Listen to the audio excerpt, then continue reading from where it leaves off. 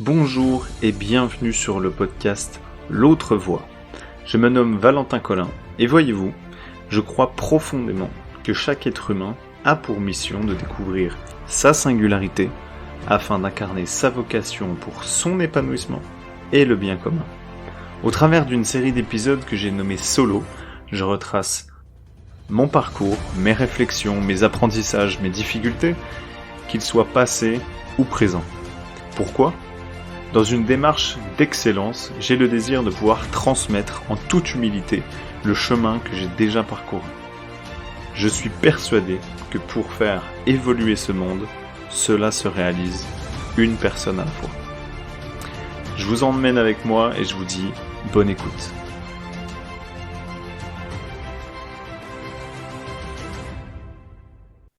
Vivre de sa passion, vraiment ? Ne pas oublier qu'un projet professionnel ou une reconversion professionnelle est un projet à part entière. Comme tout projet, il passe par des étapes. Sauf que là, vu que c'est intime, personnel, les étapes elles paraissent plus dures à appliquer car on rajoute de l'émotionnel. Sans parler des enjeux financiers qui peuvent surajouter justement à ça. Ne pas sous-estimer le vrai travail à faire pour accomplir ce projet. Après le dernier épisode où j'explique justement comment ne pas vivre de sa passion, et j'invite à aller l'écouter si c'est pas déjà fait pour un peu mieux comprendre ce que je vais expliquer dans cet épisode, je me suis posé justement les questions de comment faire maintenant, parce que j'en étais arrivé à un moment donné où tout simplement c'est sympa de savoir ce qui ne marche pas, mais maintenant c'est aussi intéressant de trouver des solutions. Donc aujourd'hui, en fait, j'ai décidé de lancer une série d'épisodes, de 3 épisodes, plus concrets sur la thématique de la reconversion et de la transition professionnelle. Pourquoi ? Car il y a beaucoup de personnes aujourd'hui qui se trouvent dans une situation où elles sont en évolution, elles sont dans une période où il y a des changements, où il y a des transitions, où il y a des transformations même. Et à qui ça va s'adresser concrètement ces épisodes ? Une personne, justement, avec un profil qui, en tout cas, je fais de mon mieux, en tout cas, pour l'expliquer par rapport à mon parcours, par rapport à ce que j'ai essayé, par rapport aussi à mon domaine professionnel. Parce que je rappelle un petit peu qui je suis, ce que je fais, etc. rapidement. Je suis une personne de 28 ans aujourd'hui, alors où je tourne cet épisode, qui justement a eu déjà plusieurs, on va dire, introspections de fait, et aussi reconversion de fait, pour être passé autant dans le domaine de la menuiserie que du commercial, que du coaching sportif, que des petits boulots, on va dire, à droite à gauche, plus aujourd'hui qui arrivent, à l'heure où je tourne, je suis consultant justement en évolution professionnelle, donc je vois justement quotidiennement des personnes qui sont dans cette situation-là. Et aujourd'hui, je me disais que ça pouvait être intéressant pour celui ou celle à qui ça parle, évidemment. Je vous invite à retirer ce que vous avez à en retirer. Et en tout cas, voilà. Je vous renvoie aussi sur une interview que j'avais faite, donc l'interview numéro 2 du podcast avec Sonia Valente, qui parle des multipotentiels, justement pour comprendre plus en profondeur le sujet. Pourquoi j'aborde ça là, ici, rapidement ? Parce que c'est souvent quelque chose que je me suis aperçu, c'est que les personnes concernées par cette multipotentialité, justement, sont plus sujettes à avoir ce type de questions, ce type de réflexion, mais évidemment que ça s'étire bien au-delà de ce type de public aussi. Donc prenez ce qui vous parle, donc cette série pour finir l'introduction, cette série d'épisodes sur la reconversion professionnelle, c'est justement de prendre le temps d'expliquer ce processus. Donc c'est pour ça qu'il y aura 3 épisodes.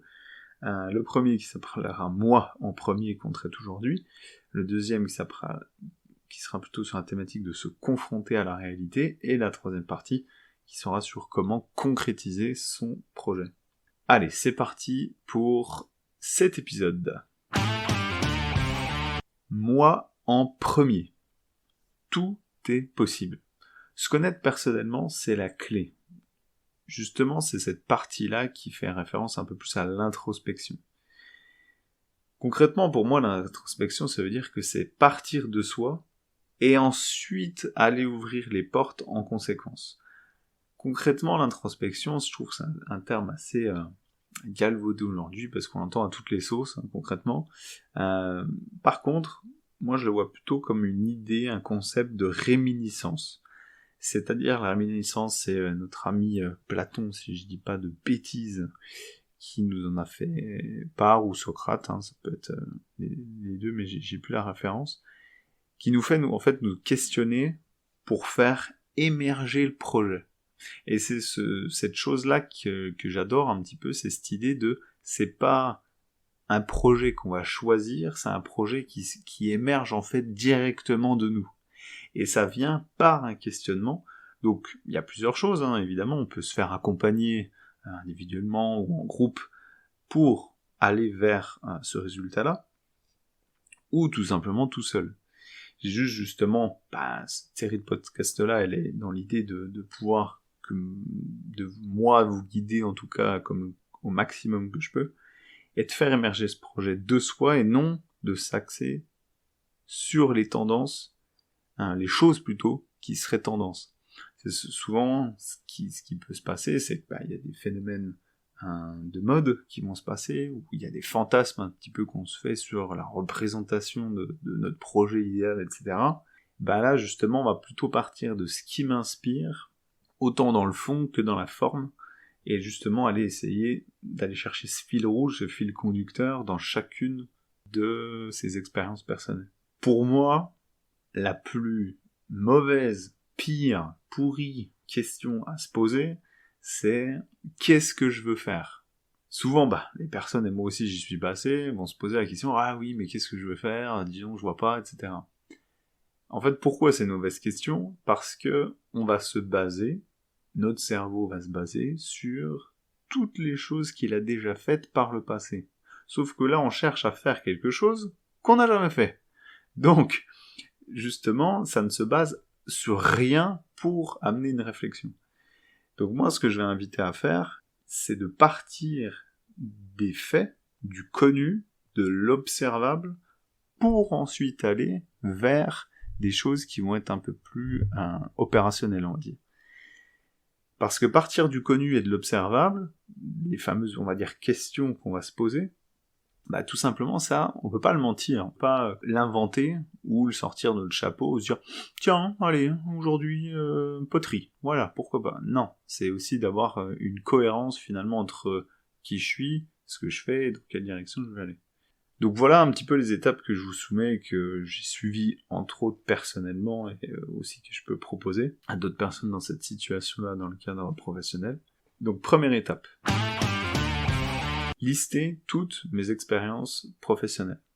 C'est-à-dire que, première chose, vous prenez une feuille, un papier, un stylo, ou sur l'ordinateur, et vous listez toutes vos expériences professionnelles. Agréables, désagréables, là pour l'instant c'est pas le sujet.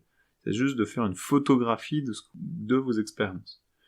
Ensuite, vous allez compléter cette liste-là par lister toutes les expériences personnelles marquantes. Encore une fois, agréables, désagréables. Pourquoi ? À un moment donné, ça façonne notre expérience, nous façonne de quelque manière que ce soit.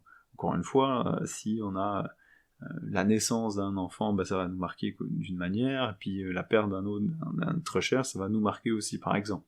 Et ensuite, donc une fois qu'on a toutes ces expériences devant nous, de manière chronologique, idéalement, ça serait de se poser la question, qu'est-ce que chaque expérience m'a apporté et m'a appris. C'est-à-dire que chaque expérience va amener son lot d'apprentissage derrière. Alors moi par exemple, je vais faire un exemple, même des fois dans une mission d'intérim qui, m'avait pas forcément plus des masses, à l'intérieur de ça, j'ai trouvé quand même quelque chose que ça m'a apporté. Ça peut être un regard, ça peut être une prise de conscience, ça peut être le fait de dire que je n'aime pas ceci, ou que, au contraire, j'aime beaucoup ce que j'ai pu faire dans ce cadre-là.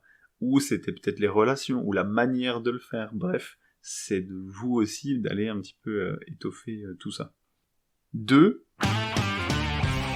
L'entonnoir. Alors là, ça va être, on va essayer de visualiser un entonnoir, donc une pyramide inversée un petit peu, donc qui commence large au début et qui finit vraiment fin à la fin, c'est le cas de le dire. Et là, on va ajouter des filtres, parce que le fait d'ajouter des filtres, ça permet de restreindre un petit peu le champ. Alors souvent, j'ai cette réflexion qui est de dire « Ah oui, mais j'aime pas fermer de porte, parce que sinon, voilà, j'ai envie d'avoir du choix. » Celui qui cherche partout, cherche nulle part. C'est-à-dire que, pourquoi chercher une aiguille, une botte de foin? Autant enlever le maximum de foin, on trouvera l'aiguille. Donc c'est un peu l'idée. Donc déjà, lister aussi les choses, ce que je ne veux plus. Souvent, on ne sait pas ce qu'on veut, mais des fois, on sait ce qu'on veut plus. Donc partir déjà de ça, première étape, ce que je ne veux plus sur le plan professionnel. J'ai peut-être déjà eu des types de relations, des types de missions, des types de tâches, peu importe. Ça, je sais que j'en veux plus, alors on le liste. Toujours dans cette chose-là, maintenant sur le plan personnel. Ce que je ne veux plus, peut-être que je faisais beaucoup de déplacements, ou je faisais beaucoup de... je sais pas, au contraire de télétravail et ça m'a pas plu, ou peut-être que j'avais des amplitudes horaires qui faisaient que ça allait pas avec mon équilibre de vie ou ma vie de famille ou peu importe. Ok, pareil, on fait une liste de ce qu'on veut plus. Maintenant, une fois que ça s'est fait, on va aller à l'inverse, qui est qu'est-ce que je désire finalement. Ce que je désire, c'est un peu écrire son emploi idéal. Pour l'instant, cherchez pas forcément à comprendre ce sens, c'est juste de suivre le processus. Écrire, voilà, moi j'aimerais avoir tel salaire, évoluer dans tel cadre, avoir tel type de collègue, ou au contraire pas de collègue, pouvoir bosser seul, ou pouvoir bosser pour une petite entreprise, une grosse entreprise, ou même, voilà, les détails que vous avez envie, pour le coup, ça n'a pas forcément d'importance. Alors, idéalement, quand même, d'étoffer un tableau, voilà, quand même, où vous pourriez vous projeter plus facilement. L'emploi, le cadre de travail, etc. Troisième phase, l'exercice des valeurs. Alors l'exercice des valeurs, je vais vous expliquer un petit peu d'où ça vient, pourquoi. Donc il y a un monsieur qui s'appelle John DeMartini qui a étudié, on va dire, la motivation chez les personnes notamment, et il s'est rendu compte qu'en fait les valeurs étaient quelque chose de très important, et il a créé une série de questions qui permettent justement de faire émerger ces valeurs-là chez chacun, chacune, et de pouvoir simplement en prendre conscience déjà en première étape, et ensuite de pouvoir les hiérarchiser pour pouvoir les prioriser dans notre vie. C'est-à-dire que, je vais prendre des exemples très concrets, on a tous des sujets sur lesquels on peut nous lancer. Admettons, je prends le cas extrême, on est 2h du matin, fin de soirée, je sais pas, on est très fatigué, on a envie d'aller se coucher, et là, il y a quelqu'un qui arrive, il nous balance le sujet, et on est reparti pour et blablabli, et blablabla, et on pourrait parler des heures sur le sujet. Comme par hasard, ça nous donne de l'énergie. Bah ouais, parce qu'en fait, c'est clairement quelque chose qui est dans nos valeurs. Contrairement à un petit peu ça parle pas du tout des valeurs, de l'aspect moi c'est la liberté, c'est la justice, c'est l'indépendance, c'est la famille, etc. Non, c'est pas forcément dans ce cadre-là. Ce type de valeurs, c'est vraiment plus le détail. Je vais prendre des exemples de quelques questions, même si je vous mettrai des ressources, je vous expliquerai comment avoir les ressources après la fin de cet épisode. Il y a une liste de questions qui va dire, par exemple, qu'est-ce qui chez vous est rempli, par exemple. De quoi votre espace est rempli le plus. Donc ça, c'est la première chose, donc d'aller un petit peu chercher, d'observer factuellement ce qu'il y a, mais aussi de dire pourquoi c'est là. Par exemple, moi je vais dire, j'ai une bibliothèque, j'ai des bouquins à l'intérieur. Très bien. En soi, ma valeur n'est pas le livre. Ma valeur est pourquoi j'ai ce livre. Quel type de livre, par exemple, j'ai chez moi. J'ai pas des livres sur la permaculture. Si bien que ça soit, c'est pas forcément quelque chose sur lequel je me renseigne. Donc les valeurs, c'est là où on met déjà nos 5 ressources qu'on a à disposition, nos 4 ressources qu'on a à disposition. C'est-à-dire 1. Les pensées, 2. Le temps, 3. L'argent, et 4. L'énergie. Et nos valeurs sont là où on dépense déjà ces 4 ressources personnelles. Ça va être à travers des questions où on va se dire, bah voilà, par exemple, à 2h du matin, on parle d'un sujet, ça serait quoi ? Je sais pas, de quoi notre espace est rempli, dans quoi on dépense déjà le plus d'argent. Mais surtout, ce qui est hyper important, et je vois que c'est des fois un peu bafoué ou mis, on va dire, de côté, c'est pourquoi. Je regarde des séries. Ok, très bien, mais déjà, tu regardes quelle série ? Et pourquoi tu regardes ces séries-là ? Parce que j'avais eu l'exemple d'une personne qui regardait par exemple, la télé-réalité. Alors, elle se flagellait un petit peu pour ça, elle se jugeait, dire « Ah, mais non, en plus, je sais que c'est cucu à la praline, ça m'apporte pas grand-chose, ça me fait perdre du temps, etc. » Donc, elle se jugeait dans sa valeur. En fait, c'était hyper important pour elle, parce que c'était un moyen pour elle d'observer la psychologie des gens, leur comportement, et c'était quelque chose qui avait de la valeur pour elle. Donc, quelque chose d'hyper important dans ça, c'est ne pas se juger dans ce processus-là. Alors, c'est sûr que quand vous verrez les questions et quand vous mettrez en œuvre l'exercice, je l'espère, et ben, tout simplement, c'est de se dire, tiens, c'est là ça, et ça va revenir. Souvent, vous allez avoir les mêmes réponses, moi, pour l'avoir déjà fait plusieurs fois aussi, et de pas juger, en fait, dans sa valeur personnelle, parce que sinon, ce serait comme se tuer, on va dire, tuer une partie de soi, qui nous nourrit, qui nous donne de l'énergie, et pourquoi la juger, ça serait en tout cas dommage. Donc j'espère que c'est clair pour l'exercice des valeurs. 4.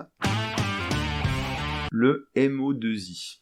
Alors, pour comprendre ce qu'est le mode opératoire identitaire et itératif, en long, en large et en travers, je vous en renvoie sur l'épisode numéro 3, une interview que j'ai faite avec son inventeur, en tout cas qui a fait sa découverte, qui s'appelle Joël Guillon.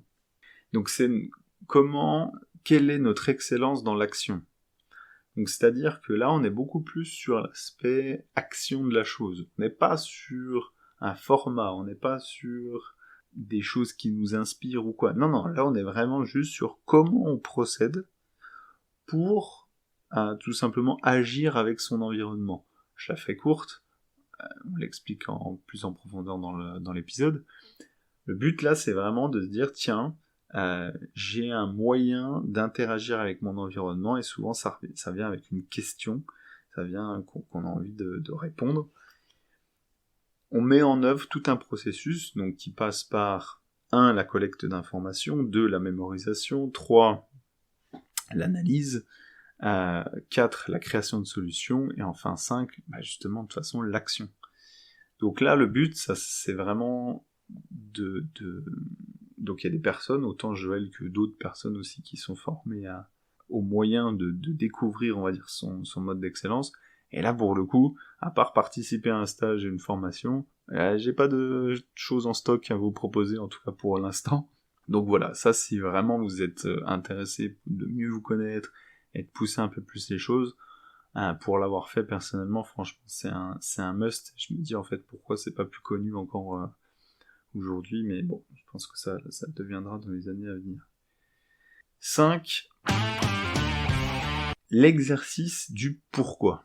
Peut-être, certainement, vous connaissez, il y a une conférence TED très connue de Simon Sinek, donc qui est une personne qui a, on va dire, théorisé un petit peu comme il appelle, le cercle d'or. Je vous mettrai justement sa conférence aussi dans les ressources de l'épisode. Le fameux Why, Start with Why, c'est tout simplement là l'idée de se dire, et il y a un exercice pour ça que je vais vous proposer, dans toutes mes expériences, surtout personnelles pour le coup, agréables et désagréables, il y a un fil rouge, il y a un fil conducteur qui revient constamment. Et là, c'est à travers un exercice aussi qui est proposé, il n'est pas de moi, pour le coup, il est de Simon Sinek, c'est de se dire, souvent les personnes vont être dans le comment. Sauf qu'on ne prend pas de décision avec le comment, on prend surtout des décisions avec nos émotions et avec le pourquoi. Pourquoi je fais les choses que je fais ? Pourquoi ? Moi je le relie surtout à la cause en fait. Quelle cause j'ai envie de défendre, quelle cause me parle surtout. Et cette cause-là, sans s'en rendre compte, elle a été façonnée aussi par nos expériences personnelles, agréables et désagréables, encore une fois, et c'est là pour une raison.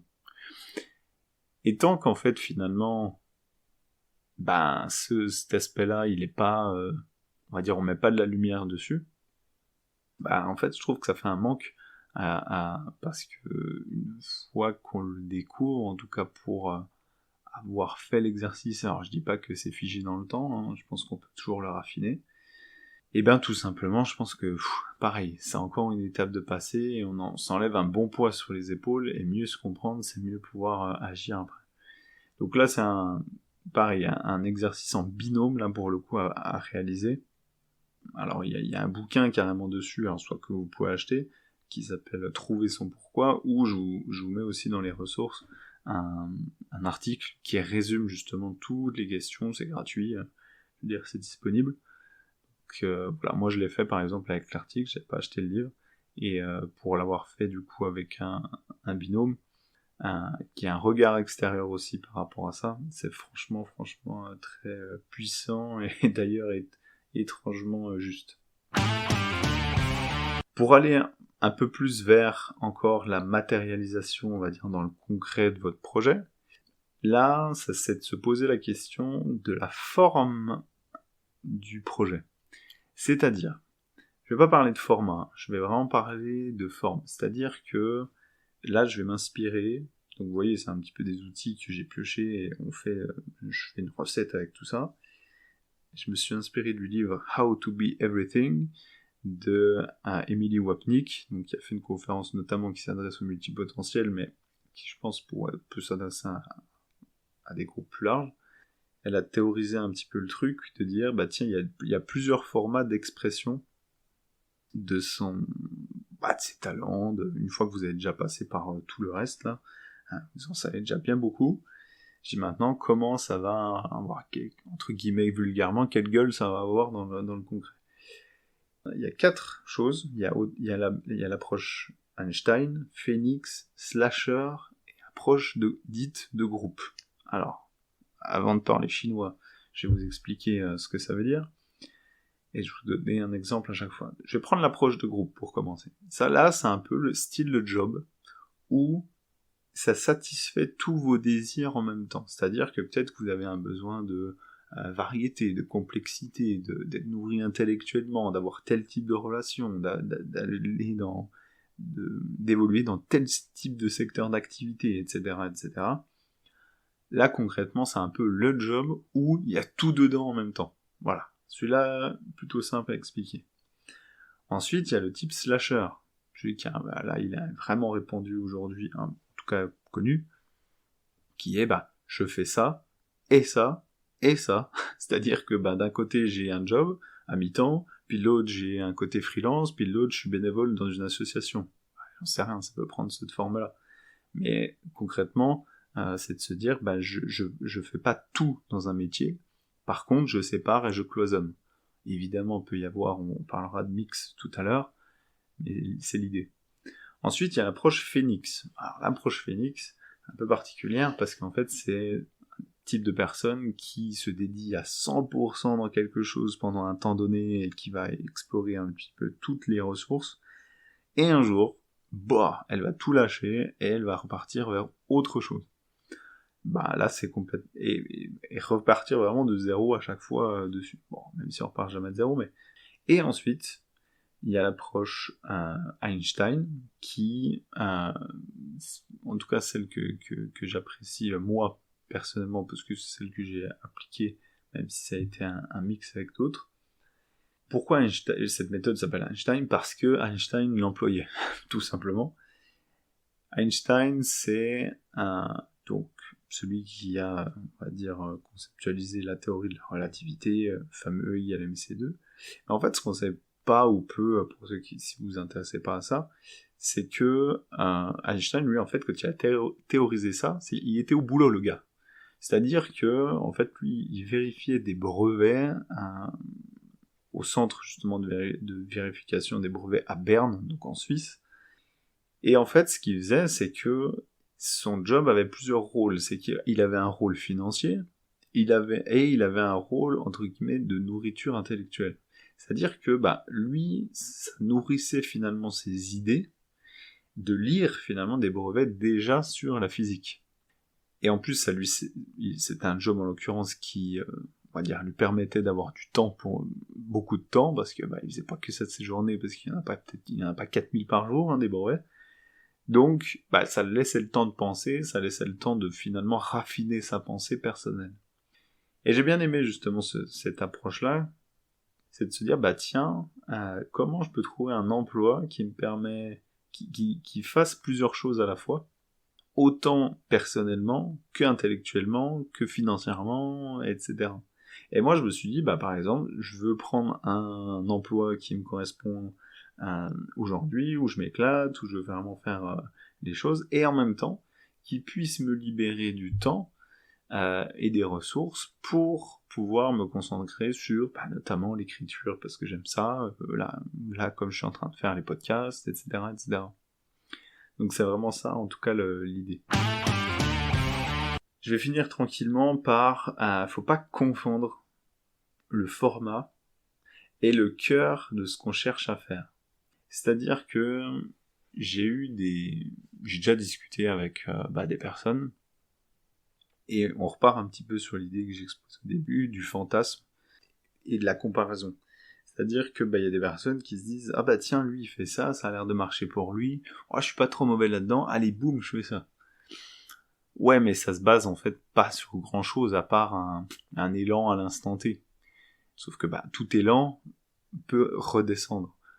Franchement, si vous faites tous les exercices qu'on a dit, que j'ai exposés en tout cas au début, autant sur le pourquoi, que les valeurs, que ce que vous voulez plus, vos expériences que ça vous a apporté, ça va se baser sur du solide, du très solide. Donc, plutôt que de se dire, tiens, lui il fait ci, ou elle fait ça, et du coup c'est ça que je dois faire. Parce que moi aussi j'étais rentré à une période de ma vie, dans un truc, où je me dis, tiens, j'ai essayé ça, j'ai pris du plaisir, c'est ça que je dois faire. Non, tiens, j'ai vu quelqu'un d'autre, il m'a dit que, du coup c'est ça qui marche, c'est ça que je dois faire. Mais en fait, pas du tout. Je dis, là, j'étais absolument pas parti de moi pour aller vers l'autre. J'étais ce que je disais dans l'épisode solo numéro 1, qui disait, en fait, je voyais une stratégie, je me dis, allez, bim, ça me permet d'avoir du gain financier rapidos, et paf, je vais sauter dessus. Sur le long terme, concrètement, ça n'a rien fait du tout. Je me suis frustré, je me suis dit, oui, mais pourquoi, ça marche pas, comment, et les remises en question se sont encore plus faites. Donc s'il y a quelque chose qui peut vous aider avec tout ça, c'est de jeter les idées un peu sur un mind mapping. Alors je sais pas si vous voyez ce que vous voulez. Ce que c'est vous prenez une feuille A4 toute simple, en format paysage, dessinez une bulle au milieu, vous marquez projet professionnel ou reconversion, et puis en fait on va le faire en mode plus simple, c'est un peu un webbing, c'est vous tirez un trait, un mot par bulle. Vous pouvez relier les bulles ensemble, ou vous n'êtes pas obligé de relier les bulles ensemble, on s'en fout, en fait c'est juste pour vous d'exposer, moi je sais que ça m'aide beaucoup, de lâcher toutes les idées un peu sur le papier. Et ça, quand on en a dans la caboche et ça tourne et ça mouline, ça aide beaucoup. En conclusion, félicitations, car si tu en es arrivé ici, tu en sais plus sur toi que 99% des gens. Tout ce que j'ai exposé un petit peu avant, alors évidemment on pourrait le réécouter si ça a été trop vite ou quoi, c'est de prendre le temps et de pas attendre un résultat précis. Prendre le temps de un projet professionnel, ça se mature, ça se raffine, c'est comme un bébé. À un moment donné, on sait que la période de gestation, si tout se passe bien, c'est 9 mois. Pourquoi on aimerait que le bébé soit là à 3 mois ? Non, on n'a pas envie qu'il soit là à 3 mois. On a envie que ça prenne le temps qu'il faut pour pouvoir que tout se passe dans les meilleures conditions. Là, c'est pareil, c'est aussi de se dédier un temps, ça sera plus ou moins rapide en fonction des personnes, et de passer sous justement, encore une fois, j'en reviens sur ce mot, mais qui est important, processus. c'est un processus de gestation, d'émergence on accouche de son projet professionnel. Bah là, c'est exactement ça.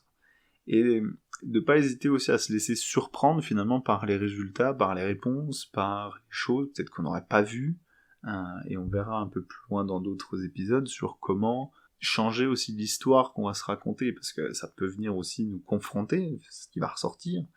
Donc j'ai envie de dire tant mieux et c'est normal, mais voilà, c'est pas forcément toujours agréable. Par contre, pour avoir fait tout ce cheminement personnel, alors là, c'est bien beau, c'est structuré, c'est magnifique, on peut dire ce qu'on veut.